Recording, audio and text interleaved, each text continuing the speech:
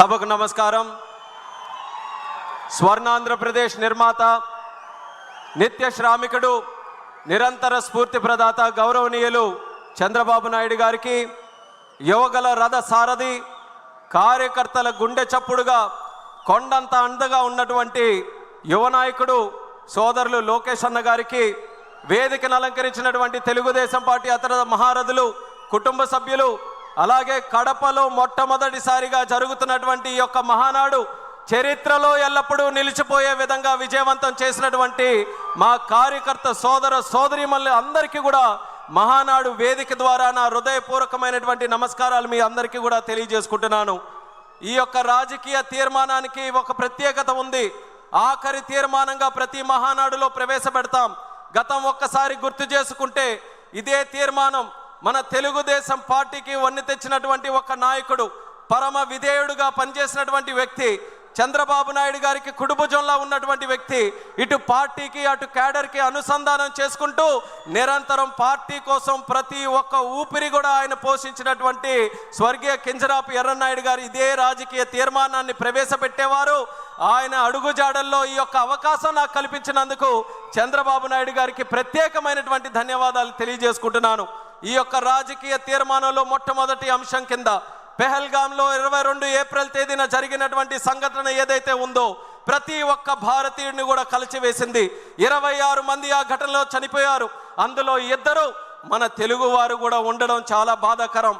ఆ రోజు జరిగినటువంటి సంఘటన మనం అందరం కూడా తెలుసుకుంటే, ఉగ్రవాదులు కుటుంబ సభ్యులు ముందే అక్కడ ఉన్నటువంటి మగవాళ్ళని హెడ్ షాట్లో వాళ్ళందరినీ కూడా చంపి ఆ ఏడుస్తున్న కన్నీళ్లు పెడుతున్నటువంటి ఆ ఆడపడుచుల ఆడబిడ్డలు అక్కడ చూస్తుంటే, ఆ ఉగ్రవాదులు జా మోదీకో బతా అని చెప్పిన తర్వాత మన దేశ ప్రధానమంత్రి ఒక దృఢ నిశ్చయంతో, సాహసంతో, ధైర్యంతో పనిచేస్తున్నటువంటి ముఖ్యమంత్రి ఉగ్రవాదులు ఈ భారతదేశంలో ఒక కార్యక్రమం చేస్తే దాని ప్రతిఫలం, ప్రతిఘటన ఏ రకంగా ఉంటుందో ఒక్కసారి ప్రపంచానికే తెలియజేయాలన్న విధంగా ఎక్కడైతే ఏ దేశంలోనైతే ఆడపడుచులు తాలూకా బొట్టు తుడిపేయాలని చూశారో ఆ బొట్టుకి న్యాయం చేయాలన్న మాటతో ఆపరేషన్ సింధూర్ అని చెప్పి 20 నిమిషాల్లో మన రక్షణ దళాలని పాకిస్తాన్ లోపలికే పంపించి అక్కడ దాక్కుంటున్నటువంటి ఉగ్రవాద స్థావరాలు ఏవైతే ఉన్నాయో 9 ఎంచి స్థావరాల్ని భూస్థాపితం చేసి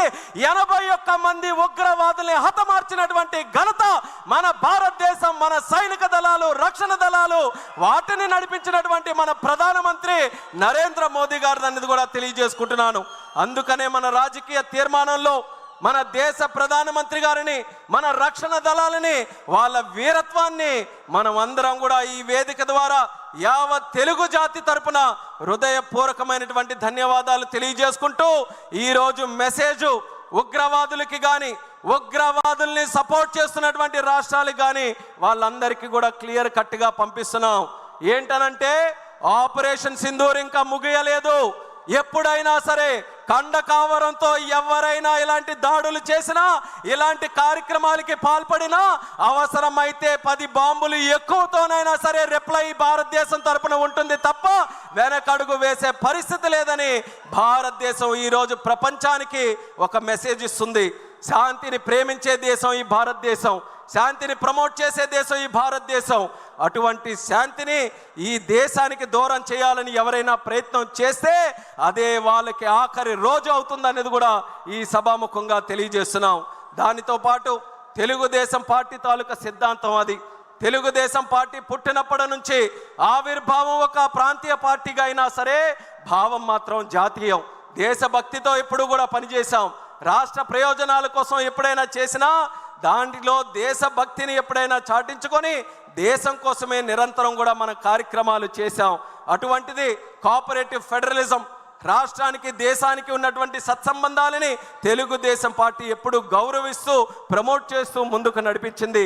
అధికారంలో ఉన్న, ప్రతిపక్షంలో ఉన్న చరిత్ర తీసుకుంటే తెలుగుదేశం పార్టీ మొదలైన నుంచి స్వర్గీయ విశ్వవిఖ్యాత నట సార్వభౌముడు ఎన్టీ రామారావు గారి దగ్గర నుంచి ఎన్నో కూటములు దేశ స్థాయిలో మనం ఏర్పాటు చేశాం.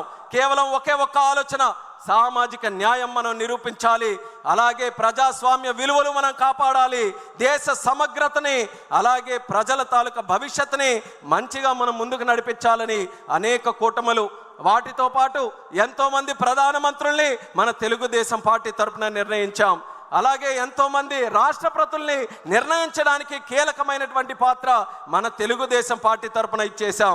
ఒక్కసారి తెలుగుదేశం పార్టీ తాలూకా శక్తి అందరికీ కూడా ఒక్కసారి గుర్తు చేయాలనంటే, ఒక ప్రాంతీయ పార్టీలో ఉన్నటువంటి నాయకుడిని ప్రధానమంత్రి చేయాలన్నా, ఒక ముస్లిం మైనారిటీకి చెందినటువంటి వ్యక్తిని రాష్ట్రపతి చేయాలన్నా, ఒక దళితుడుగా ఈ రాష్ట్రంలో పుట్టినటువంటి వ్యక్తిని సభాపతిగా పార్లమెంటులో స్పీకర్గా నిలబెట్టాలన్నా ఆ ఘనత మన తెలుగుదేశం పార్టీకే దక్కిందని ఈ సభాముఖంగా తెలియజేస్తున్నాను. వాటితో పాటు ఈరోజు మనకున్నటువంటి పరిస్థితులు ఏదైతే 43 సంవత్సరాలుగా కేంద్రం రాష్ట్రం అనుసంధానంతో ముందుకు నడిపించాలని ఒక ఆలోచనతో, ఒక మంచి బ్రోత్కర ఆలోచనతో ముందుకు నడిచామో ఆ ఆలోచన మరింత బలోపేతం చేసుకున్నాం.